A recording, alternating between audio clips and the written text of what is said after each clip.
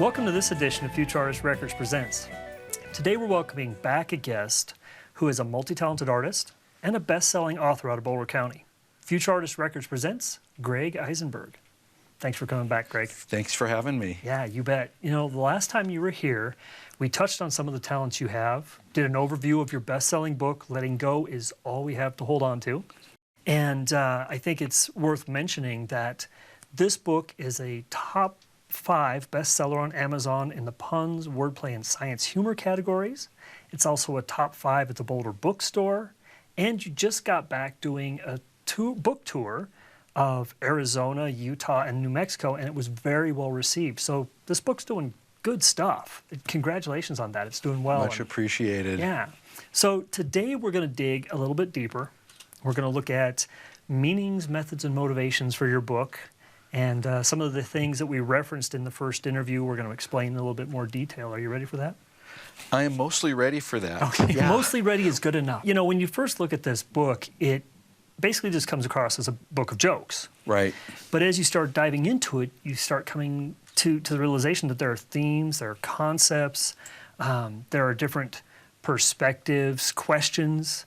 It's presented in an entertaining way, but it makes you think. Do you have a handful of them you could just kind of give people a taste of what this book?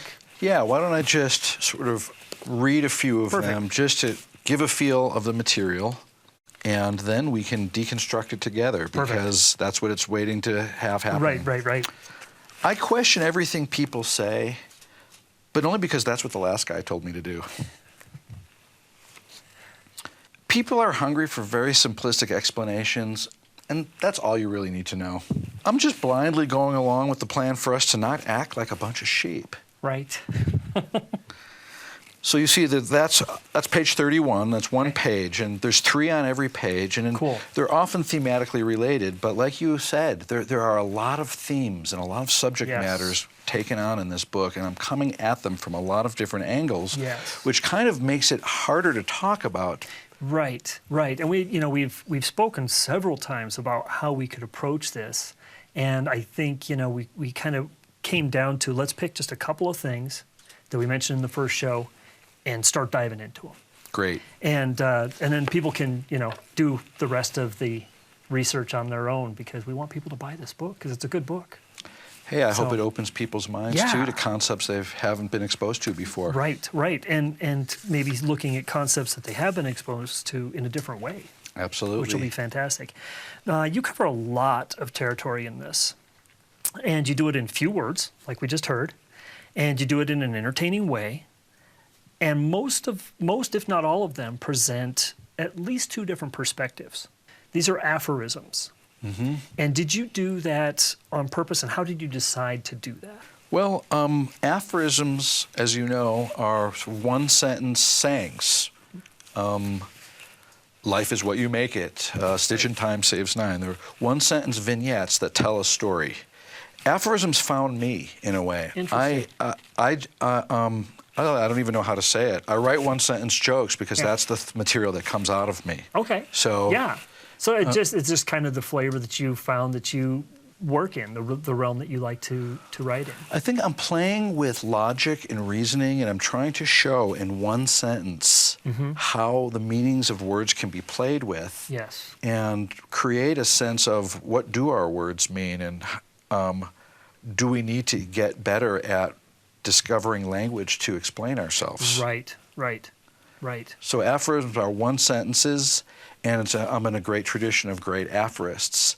And when I was a kid, my mom exposed me to an aphorism that Mark Twain once said, which is, never let school interfere with your education. And that was a very dangerous thing for her to expose me to as a child, because I ran with that quite a bit. But it's funny, it says a lot, it's poignant, it's memorable, it's pithy, and it's profound. Yeah. He was good at that, wasn't he? Yes. You sometimes refer to these aphorisms as laphorisms, or as the Eisenberg principles. And this is kind of a nod to the Heisenberg uncertainty principle. Right. Which is dealing with quantum physics. Can you explain what that is? And you mentioned before, there is a scientific element to these jokes. But if you can explain roughly what the Heisenberg uncertainty principle is and how that applies to your jokes. And there are some other names that apply to that. There were a lot of people at this period that were doing a lot of amazing things. So I'll let you go for it. Yeah, well, you know, in the early 20th century, like with Einstein's theory of relativity and Heisenberg and the quantum physicists, of which Heisenberg is one of the most famous, a lot about the physics of the universe was being revealed to humankind for the first time. Right. So for 500 years, all of us have been laboring under the concepts that Newton put forth, where time is constant, a minute is always a minute, space is constant, a mile is always a mile. It doesn't matter if it's here or there, what shape it is, it's always a mile. And things started getting turned on their head. And so the Heisenberg uncertainty principle is part of that. And specifically, it's saying that scientists can't know both the location of a subatomic particle and its velocity. Right. It can know one or the other, but it can't know both because scientists are affecting the experiment. And so by observing, you're changing things. Right. So that's a profound thought because it's not saying that it can be known, but we just haven't figured it out. Right. It's actually saying it is unknowable. Nobody will ever know those two things. And so it is suggesting that the universe has an element of uncertainty built right into it. Right. And we like things to be locked down in our minds. We want to say black is black, white is white, and things are firm and fixed. But actually, things are not fixed, and there's uncertainty built into the universe and our own lives, and in a way that changed our perception of reality, which is why Heisenberg made his famous statement, which I quote in the book, not only is the universe stranger than we think, it's stranger than we can think. Right. And so that's not just a statement about subatomic particles, it's also a statement about our minds and the way we use language to understand ourselves and understand the world. We don't have a way of talking about certain things that we know are now true about the world. And so I think in some ways my book is an invitation for us to step into this world of duality and dualism, where depending on what lens you bring to a subject, it'll look one way or another. Right. And that also is echoed, if I may add to that, in Einstein's theory of relativity, which is saying that actually a minute is not always the same length of time. It depends on the perspective of the person looking at it and the relative motion. So even time isn't constant, or the distance between you and me, it isn't constant, it's relative. It's relative to our motion, it's relative to time. And so this really upended traditional science. And we're in this new age of the post-quantum world, but I think the way we use language still is reflective of the Newtonian way of understanding the world. And so being able to see different angles on the same subject matter is really kind of what I do with my jokes and what I'm asking people to do with the way they think and talk. Yeah, now based on that, because that's a lot to take in, it's a lot to think about, and it's a challenge to allow yourself to think that things aren't set and to accept that that's the case.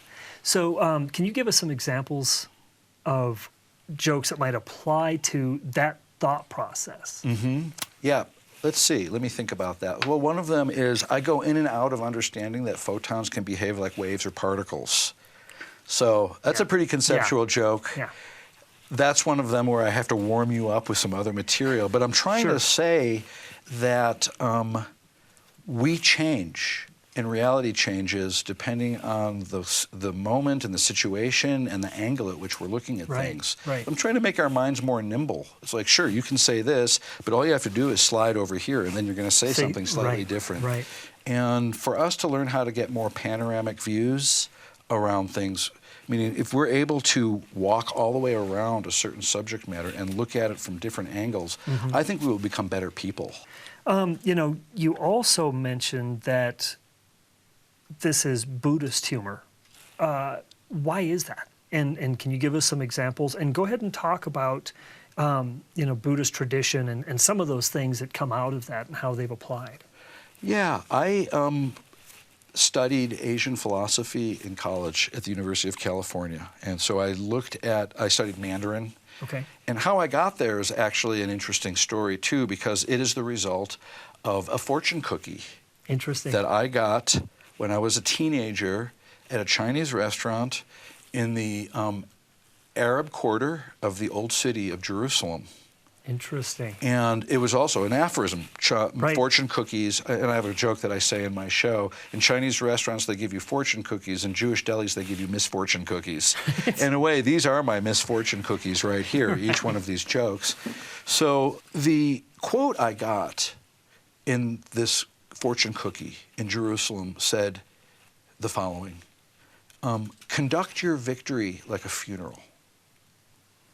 And I don't want to go into too much of the background of what was going on around me at that time and the thought process I was going through. Sure. I just want to say that I never heard, it stunned me with its wisdom and its depth. It was just coming from such a different angle. Mm-hmm. And it was by somebody who I'd never heard of by the name of Lao Tzu. I didn't even know how to say it. Right. Well, now it turns out Lao Tzu is one of the most famous Chinese Taoists who wrote a famous book called the Tao Te Ching, which is a popular book in the West, maybe even more so than in China today, in which it's sort of one of the classical Taoist texts written by a guy named Lao Tzu, who actually predates history, so there's not a lot known about his life.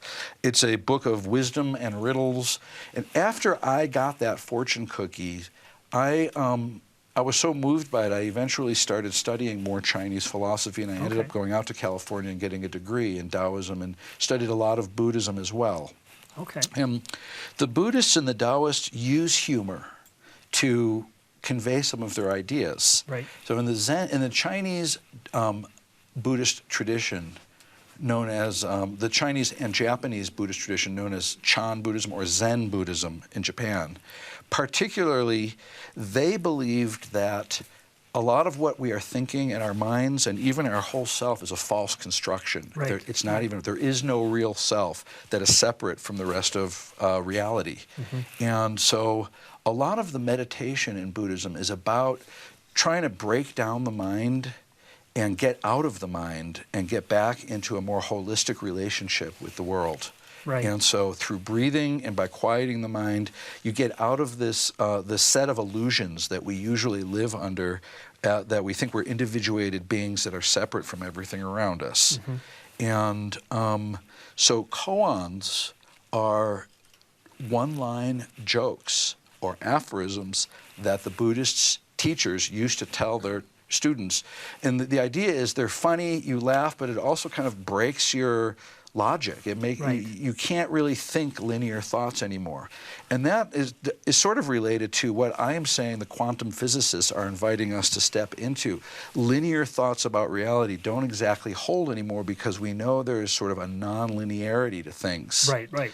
So the koans, the Zen koans that the Japanese teachers used to teach, are trying to make you laugh and kind of jar you out of linear thinking and make you get out of a dualistic way of seeing the world. So one of the jokes in my book is dualism does work for me, but only about half the time. Right, right. So, and so I'm alluding to that. Or another one, I usually don't put them next to each other, but another one is, I've seen the future of dualism and I can tell you this, it's not all good. Right. And so I'm inviting really us to embrace the true complexity of things. Right. Our minds want to simplify things, so we can say, here is my answer to this complex problem. It's that simple. Right. And that might have worked on the savannah for us when we had to say, there's danger, it's that simple, we better run or we better protect ourselves. But now we have advanced minds, we have advanced civilization, and we are growing into the capacity of our brain to reason. Right.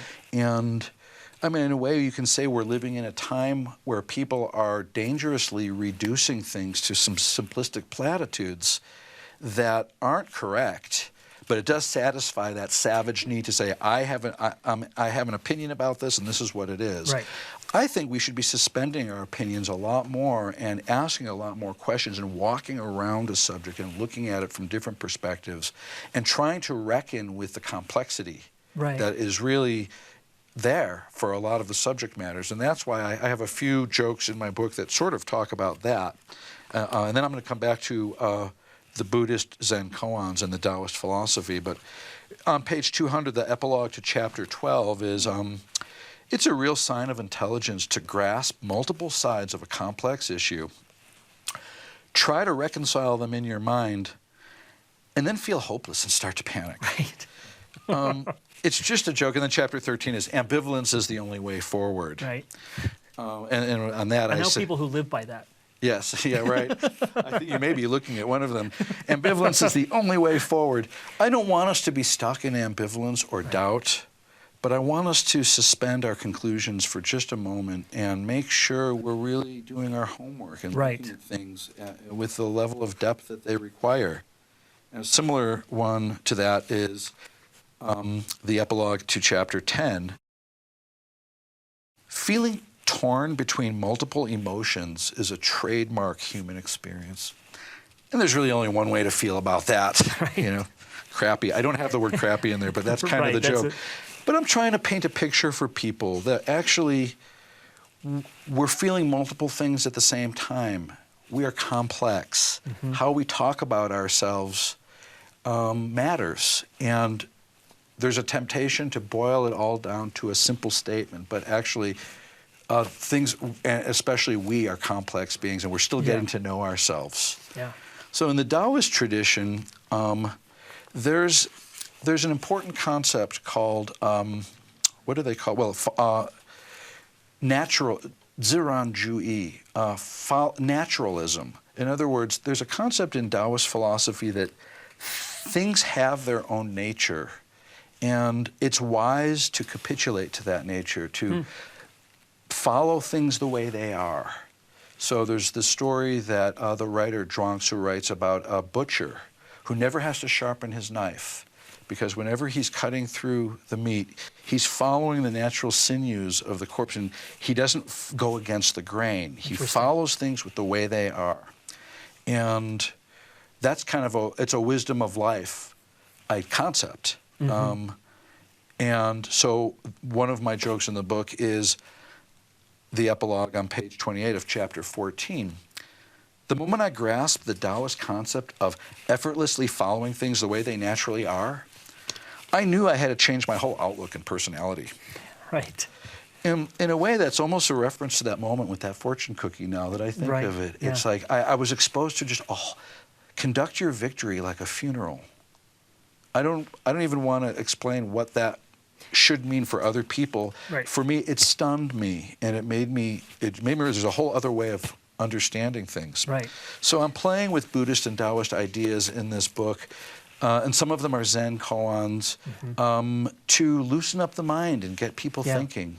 Well, you know, we talked briefly before this particular show about the ancient Zen tradition where they were presented with these ideas and then they were tested on them later to see how they approached them, what conclusions they came through and things. And the idea were designed to create doubt. And how you don't really want to create doubt, but you want to create the ability and the possibility of just seeing things differently with the option of changing your ideas.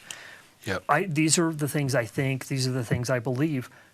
Are they right? Are they accurate? Are they appropriate? Right. And so being able to just step outside and challenge that, not with the purpose of changing things, but allowing for change possibly to happen if you see that it needs to be done. But to do that in through jokes is incredible, because you don't, I mean, when you think about change and you think about debating things or looking at perceptions, you think about a very serious thing. But when you present it in a joke, it allows you to relax about it, to actually think. You know, and so you're not forced to think, you're just allowed to think. I love that, and I think you described it beautifully. And that, I think, is one of the principal functions and uses of humor and comedy. Yes. Is you're talking about things that we all think about a little bit, or maybe even a lot of bit. Right. But you're turning it on its side, and the comedians are forcing people to look at something in a new light. Right. And Oscar Wilde said famously, if you want to tell people the truth, you better make them laugh too, or they'll kill you. You're right. Yeah. And so telling people you have to think differently, it's not pretty, and people don't want to be told the way you're thinking is wrong. But if you lead them along with a story or a joke, you bring them to their own conclusion that, well, I need to start thinking about this differently than how I have before. Right. And so I'm finding a lot of similarities between the Zen tradition and what a lot of the physicists came to in the early 20th century and throughout the 20th century. In my introduction to the book, if I may just read a very short selection from it, a radio interviewer once asked Grateful Dead guitarist Jerry Garcia, "What gets in the way of your creativity the most?" His response was, and I think it's staggering, by the way, "Everything I think." Yeah. That says so much in so few words. I go on to write, "Nothing hinders our understanding of reality more than what we believe we already understand about it." Yes. Stephen Hawking, the famous physicist from Cambridge, is said to have said something very similar. The quote is, "The greatest enemy of knowledge is not ignorance. It is the illusion of knowledge." Right.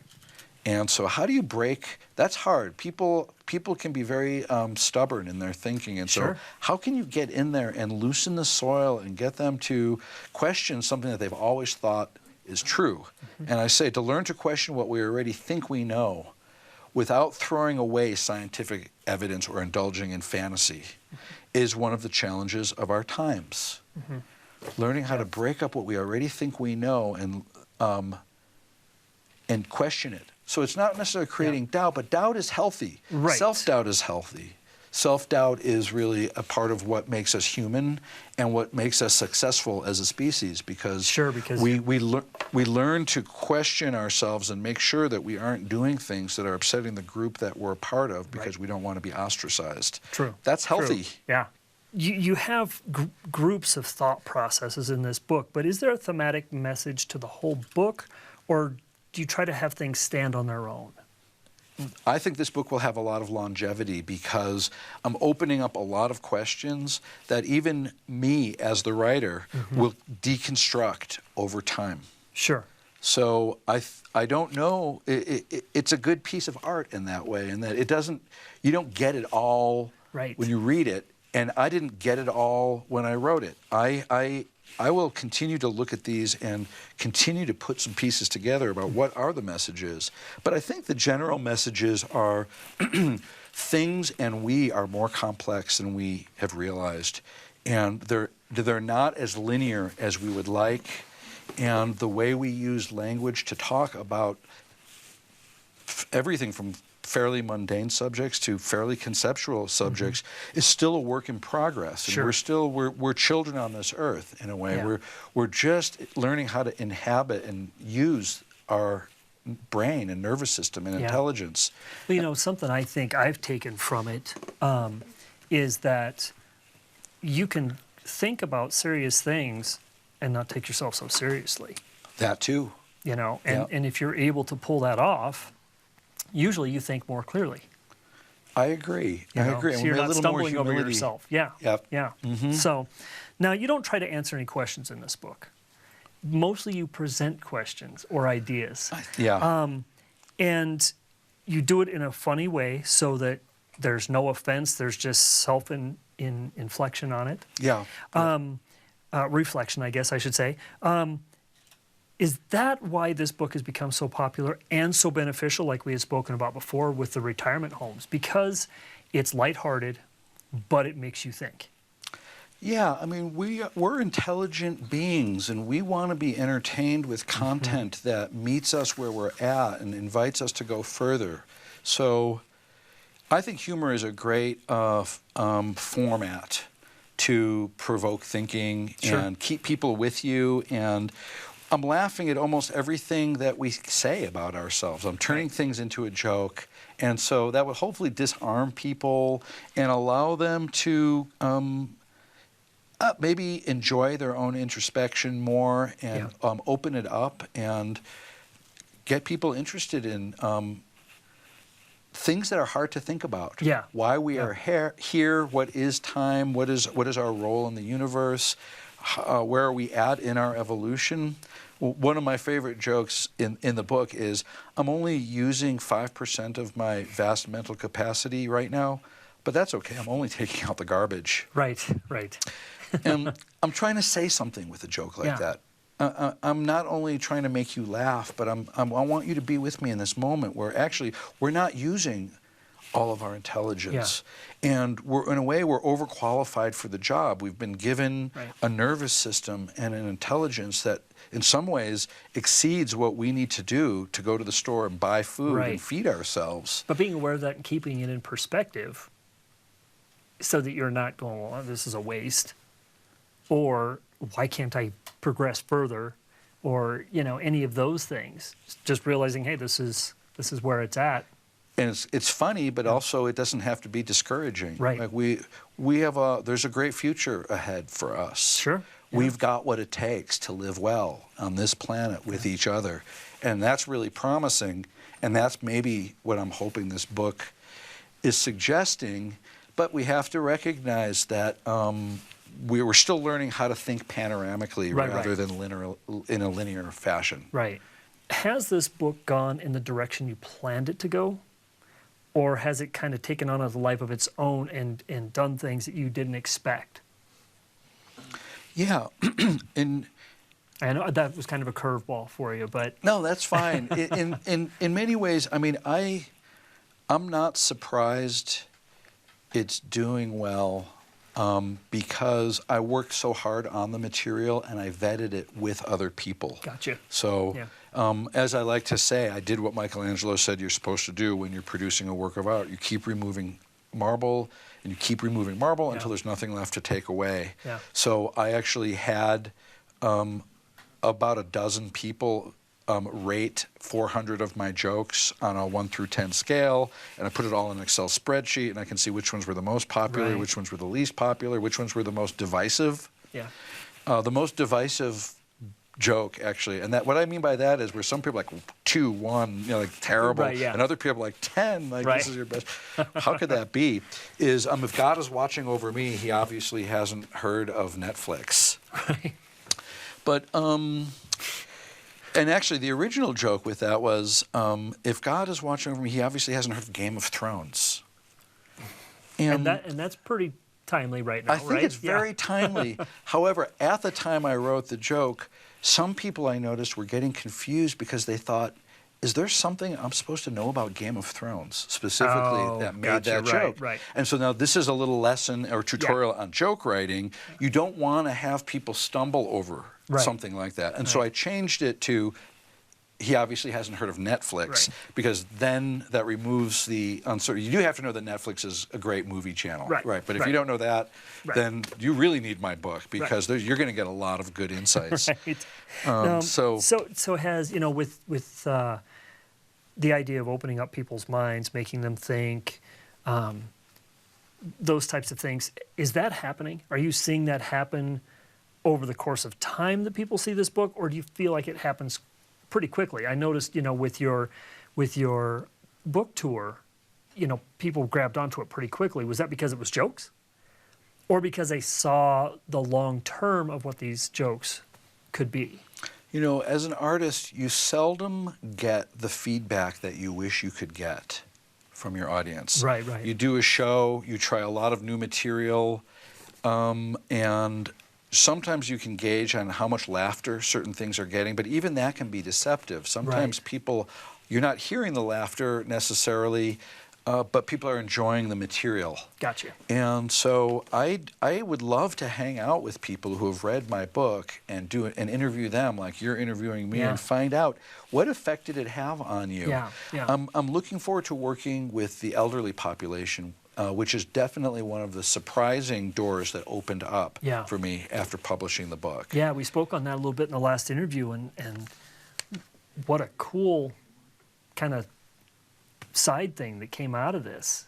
You know, that's fantastic and needed, and you know, really needed. You know, that's what the administrators of the Senior Living Center are telling me, is that they are the ones inviting me to come and possibly work with their community to not only entertain them, but to engage them in their own joke writing. And so I will probably, and we've done it via live stream, but I hope to do it face-to-face and do it in multiple facilities where I can work with people to do some of their own autobiographical work with some of the setups of my jokes. And so it's easy to imitate. I once was hanging out with an 11-year-old boy that read the first 10 or 12 pages of my book, and then he started writing his own jokes too. It's like, reality, the thing about reality is that's like mimicking it. And so, and one of the jokes that he wrote, that we wrote together, is actually in the book. And it's a really great, it's a really complex, beautiful example of some of the formulas. So I'm hoping to work with that population. I would love to work with other people, other populations, to learn some of the formulas, write some of their own material, and perform some of their own material. Because the great thing about humor, like we were talking about before the show for a minute, is, and something that I just realized, I just wrote it in a note a week ago or so, is it's hard for us to know ourselves more than it is maybe anything else, because we're too close to ourselves. We're just too close. And so we can't really see ourselves objectively. And one of the basic functions of humor is it gives you, if you could joke about something, you're getting a little distance from it. And so if we could get some distance from ourselves and turn around and look back at ourselves and gain more objectivity through jokes, I think it's serving a great function in our lives. And that is also something the physicist, the quantum physicist Richard Feynman once famously said, which is, the most important principle in life is to not fool yourself. And you are the easiest person for you to fool. And so I play with that left and right. And self-deception is a big theme, too. I think I'm exposing all of the ways that I can be self-deceptive. And it's funny. And it's funny for an audience to observe a character being self-deceptive. But I think it's also educational to see that and to realize we're all like that, but we can be better. It's applicable for sure. Another joke in the book is, like Plato said, to thine own self be true, but certainly not about everything, and definitely not all at once. And so, like, we're engaged in self-deception, and it's hard to get objective about that, and we're defensive about our beliefs. But I think that we'll be better members of society if we can loosen all of that up and not take our beliefs so seriously. And even some of the things that we most firmly believe to be true will get questioned.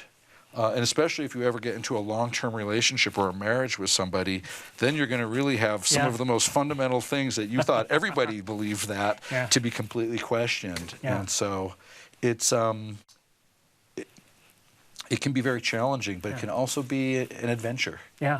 How did you go about writing these jokes? I know you talked about, you know, some of it just came about sitting in the hot tub with your buddies. But then how did you come to decide to turn it into a book? Well, I started realizing that I was stumbling on some formulas that my brain was liking, and I was working them. And after a while, I started writing them down, and I kept writing. So I realized there could be a book here. And actually something that happened is that somebody forwarded an early draft of it to an agent in one of the largest literary agencies that are located both in LA and New York. And they signed a contract with me to promote my book, to be an agency for me. And so then you had to make it a book. I had to make it a book, and I had to do it for him. And it took me, unfortunately, it took me a few more years to do it, but I didn't want to stop until I felt like I had really finished my job. And so some people said, why did it take you so many years to write your book? And I said, I kept on having really fertile ideas. So you got to, when the muse is courting you, you have to take notes. Right, yeah. Because writing, like I like to say, is listening. So how I wrote the book is I realized I want to write books that have that fall under a variety of subjects. So I would actually research.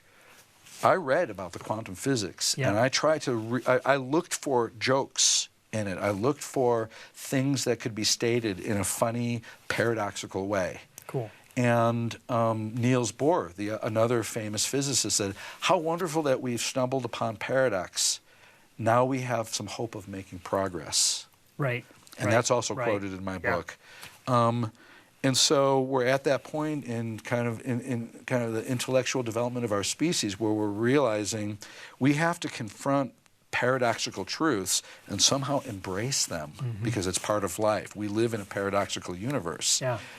Light really does behave like a wave or a particle depending on what lens you look at it through. Right. So how do you make sense of that? I don't know. We're just at the beginning of this journey. Yeah. Gregg, thanks for coming back in and diving into some of these things. I hope, as we talked about before, that people now, outside of just reading the jokes and making some connections, now having some background on where those ideas came from can take it even to the next level. I hope so too. Yeah. So thanks again for coming in. Thank you. That. Great to see you guys fun. again. Thank you very much. Yeah, you bet. Folks, stick around during the credits. We're going to have Gregg's contact information up. And I highly recommend you get this book, but also look into the other things he does. He does music, and he does philosophy, and he does poetry. So look into his stuff and check out his other material. And as always, like, share, comment, and subscribe to this show. Support these artists, and let us know what you think of the show. I'm Michael Hartsock. Thanks for watching Futurartist Records Presents. If there are many miles to walk, let them be walked. Let them be walked. If it takes centuries to learn, I know we'll learn. We'll surely learn. If there are battles to be won, let them be done. Let them be done. If there are oceans to be crossed, long may you run. Long may you run. Get your hands dirty with the salt of the earth.